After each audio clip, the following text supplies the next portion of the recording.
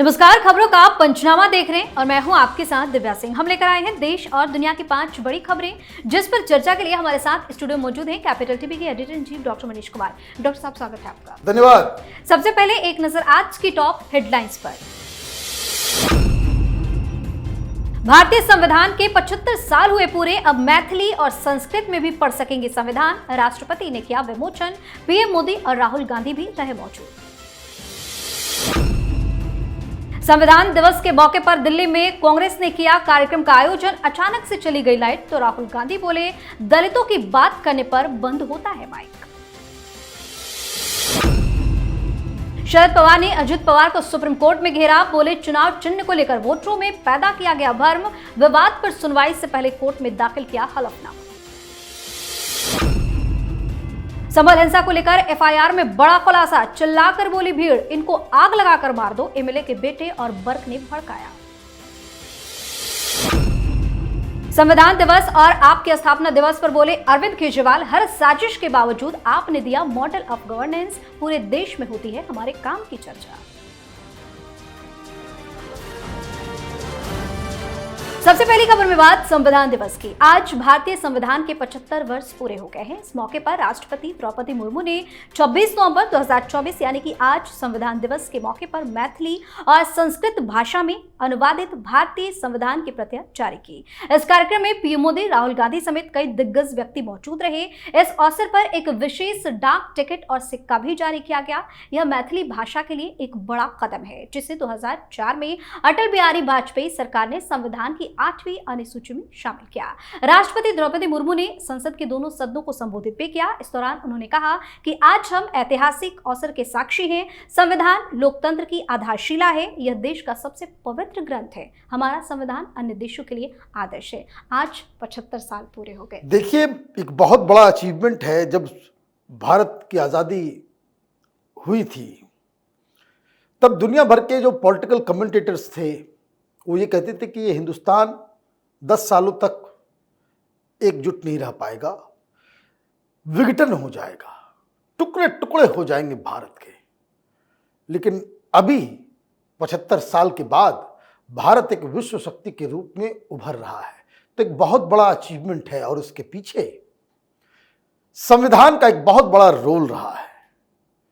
और राजनीति की दृष्टि से देखें तो ये जो विपक्ष की तरफ से बार बार ये लोगों को डराया जाता है कि संविधान खतरे में है, प्रधानमंत्री मोदी ने इसे संविधान दिवस के रूप में मनाना शुरू किया। पहले ये कानून दिवस के रूप में जाना जाता था। तो ये संविधान सुरक्षित है, हिंदुस्तान की डेमोक्रेसी सुरक्षित है।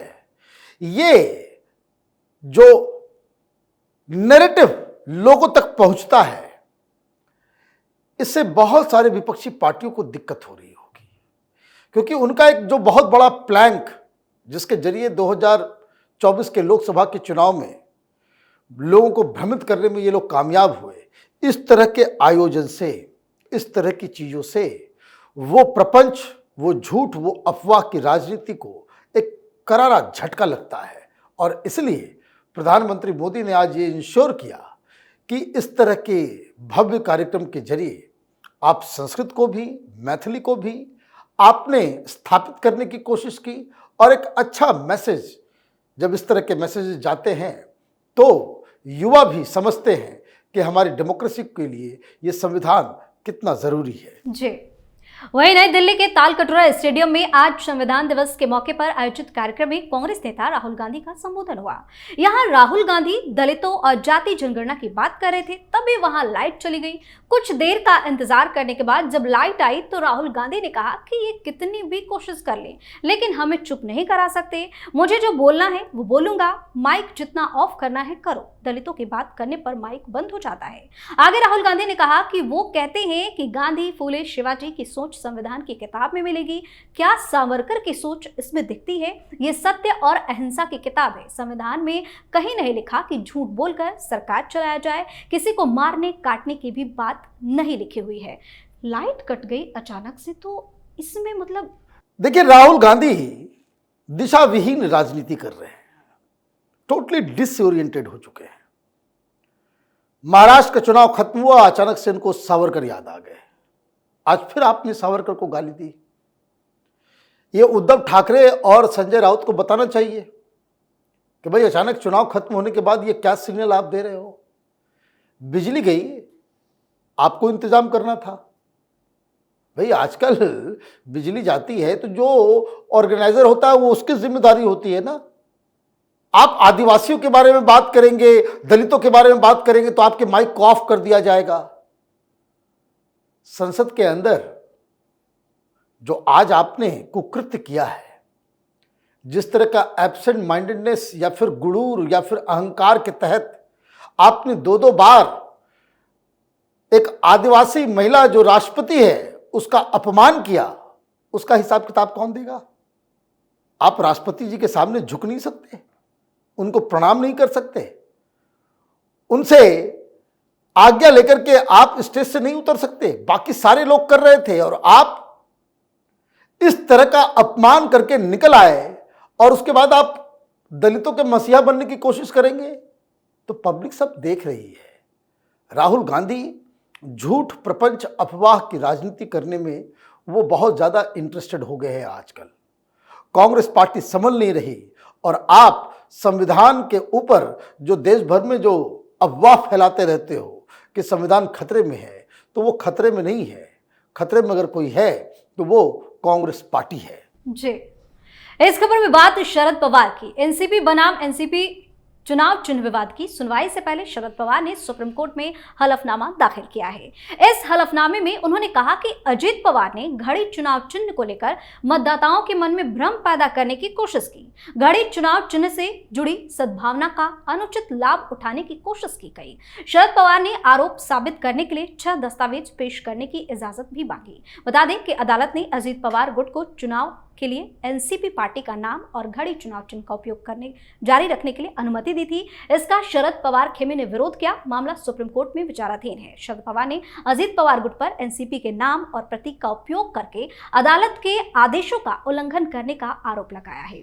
हार के बाद दर्द कुछ ज्यादा छलक। देखिए, सिंबल तो घड़ी अजित पवार को मिल गई, कोर्ट में जाने से कोई फर्क नहीं पड़ेगा, क्योंकि ये कोर्ट का काम नहीं है कि किसको कौन सा सिंबल मिले, कौन सा नाम मिले। ये अधिकार एक दूसरे संवैधानिक संस्था जिसको चुनाव आयोग कहते हैं उसके पास है। और इसी वजह से जो मापदंड है कि अगर पार्टी में स्प्लिट हो जाए तो किसे मिलेगा नहीं मिलेगा उसका साफ साफ फॉर्मूला है। ऐसा नहीं होता कि भाई आप शरद पवार हैं, आपने शुरुआत की तो ये आपके नाम से ही चलेगा, ऐसा नहीं होता। भाई टूटी तो शिवसेना भी, तो जिसके पास ज्यादा संख्या, ज्यादा सांसद, ज्यादा विधायक, जिसके साथ ज्यादा ऑफिस बेरर, उसको नाम भी मिलता है, उसको सिंबल भी मिलता है। तो एकनाथ शिंदे को तो नाम भी मिल गया और सिंबल भी मिल गया, आपको अलग नाम रखना पड़ा। तो ये सारी चीजें तो होनी ही थी। चुनाव से पहले आप एक और चुनाव लड़े, अभी आप हारे हो तो आपको मिर्ची लग रही है। लोकसभा में आप जीत गए, तब क्यों नहीं गए? लोकसभा के चुनाव में भी तो घड़ी छाप जो है वो अजित पवार के पास था। तो आप क्या कह रहे हो, नहीं कह रहे हो, और अब तो आपका केस वैसे भी खराब हो गया है। अब एनसीपी के पास आपसे 3 गुना ज्यादा सीट है, शिंदे के पास शिवसेना से ज्यादा सीट है। इसका मतलब यह है कि एनसीपी के कार्यकर्ता नेता ने अजीत पवार को ओरिजिनल एनसीपी माना और एकनाथ शिंदे को ओरिजिनल शिवसेना माना।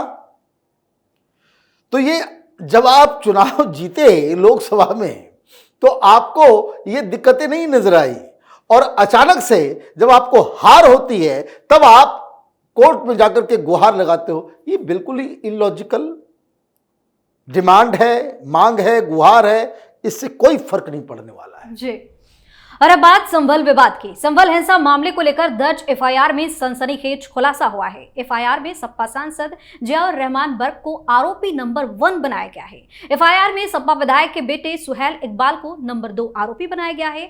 इन दोनों के अलावा 2750 लोगों के खिलाफ केस दर्ज भी हुआ है।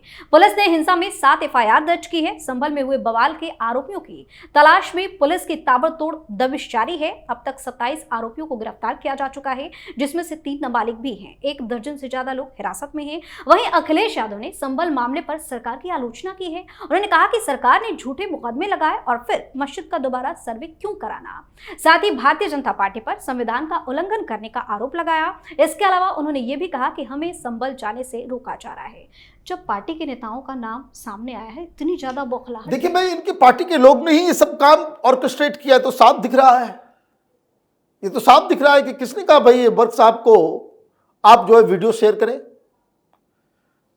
अगर कहीं कोई बलवा मचा है, कहीं हंगामा हो रहा है, हिंसा की कोई सुगबुगाहट है, तो एक पब्लिक रिप्रेजेंटेटिव का क्या काम है? आग में घी डालने का या उस आग को बुझाने का? ये समाजवादी पार्टी के लीडर्स आग को हवा दे रहे थे। और ये कि फर्जी केस डाला जा रहा है, फर्जी केस नहीं डाला जा रहा है। तमाम वीडियोस को एनालाइज करके लोगों के चेहरे को पहचान करके उनको नाम दर्ज किया जा रहा है, गिरफ्तार किया जा रहा है। कोई ये कहे कि नहीं खामखा लोगों को पकड़ा जा रहा है, ये बात भी नहीं है, क्योंकि पत्थरबाजी हो रही दिखा, आगजनी हुई दिखा, चुन चुन के प्री प्लान तरीके से। भाई इतने सारे पत्थर आए कहां से? शहर के बीचों बीच इतने पत्थर अचानक से कहां से आए? इसका मतलब है प्री प्लान तरीके से पहले से ही लोगों ने पत्थरों को जमा कर रखा था। रही बात सर्वे की, तो सर्वे तो कोर्ट के आदेश से हो रहा है। अगर आपको कोर्ट के आदेश से प्रॉब्लम है तो उसका तरीका पत्थरबाजी नहीं है। कोर्ट के उस आदेश को आप हायर कोर्ट्स में आप चैलेंज करते, कोर्ट से ही वो सर्वे रुक सकता था। तो ये सारी दिक्कतें सिर्फ इस वजह से है क्योंकि जो मुस्लिम अपीजमेंट राजनीति, चाहे वो कांग्रेस पार्टी की हो या फिर समाजवादी पार्टी की हो, उससे इनको समस्या हो रही है। कोर्ट के फैसले अगर पुलिस लागू नहीं कराएगी तो ये बता दें कि फिर पुलिस का क्या काम ही रह जाएगा। जी, आखिरी खबर में बात केजरीवाल की। आज संविधान दिवस है और आज ही आम आदमी पार्टी का स्थापना दिवस भी है। इस मौके पर संबोधित करते हुए दिल्ली के पूर्व मुख्यमंत्री और आप के राष्ट्रीय संयोजक अरविंद केजरीवाल ने एक बार फिर बीजेपी पर निशाना साधा। उन्होंने कहा कि तमाम साजिशों के बावजूद सरकार ईमानदारी से भी चल सकती है। इसे हमारी पार्टी ने साबित करके दिखाया है। हमने लोगों को मुफ्त अच्छी शिक्षा और फ्री इलाज दिया। दिल्ली देश की राजधानी है तो इसका इंफ्रास्ट्रक्चर भी चमकाया गया। मेट्रो की नई लाइनें, सड़कें, फ्लाईओवर्स बनाए गए और फिर भी बजट को फायदे में रखा। देश को एक मॉडल ऑफ गवर्नेंस दिया। आज हमारे काम की चर्चा पूरे देश में हो रही है। वहीं इस मौके पर सीएम आतिशी ने कहा कि जो 75 वर्ष में नहीं हुआ उसे हमने कर दिखाया है। आम आदमी पार्टी करे कि जो 75 वर्ष में नहीं हुआ। देखिए, यह आदमी बहुत बड़ा झूठा व्यक्ति है। यह हिंदुस्तान की राजनीति का ये नटवर लाल है। आज स्थापना दिवस है तो कम से कम उन लोगों को याद करना चाहिए था जिन्होंने इस पार्टी को बनाने में खून पसीना बहाया। इनको याद करना चाहिए था और लोगों को याद दिलाना चाहिए था कि जब आपने पार्टी बनाई उस समय आपने क्या कहा था। ये पार्टी बनी थी लोकपाल लागू करेंगे, लोकपाल बनाएंगे, इस आधार पे भ्रष्टाचार को खत्म करेंगे, इस आधार पे पब्लिक रिप्रेजेंटेटिव ऐसे होंगे जो कोई सहूलियत नहीं लेंगे, न बंगला लेंगे, न गाड़ी लेंगे, न सिक्योरिटी लेंगे और ईमानदारी से जनता की सेवा करेंगे। इसी आधार पे आपने इस पार्टी की स्थापना की थी। ज़्यादा साल बीते नहीं हैं और ये 10 साल में हमने ये कर दिया वो कर दिया। 10 साल में आपने क्या किया? 10 साल में आपके तमाम टॉप लीडर्स भ्रष्टाचार के केस में तिहाड़ से वापस आए हैं, तिहाड़ में रहे। 10 से ज्यादा घोटाले हो चुके हैं, जांच चल रही है, आपकी अय्याशी के कारनामे पूरी दुनिया में गूंज रही है। जो व्यक्ति कि हम बिल्कुल आम आदमी पार्टी की तरह रहेंगे, गोवा में जब ये जाता है 7 स्टार होटल के जो टॉप जितने भी जो स्वीट्स होते हैं उसको बुक करके रहता है। तो आप आम आदमी रहे नहीं। आम आदमी 9-9 लाख रुपए का पर्दा अपने सरकारी निवास पे नहीं लगवाता जनता के पैसे से।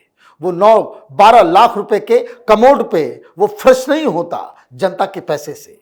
ये तमाशा अरविंद केजरीवाल का बंद होना चाहिए। आप राजनीतिक दल हैं, राजनीतिक दल की तरह बर्ताव कीजिए, लेकिन अपने आप को सत्य हरिश्चंद्र, भगत सिंह, महात्मा गांधी और कट्टर ईमानदार बताओगे तो फिर हम लोग जैसे लोग जो हैं वो सवाल पूछेंगे। बहुत बहुत धन्यवाद सर तमाम जानकारी। धन्यवाद।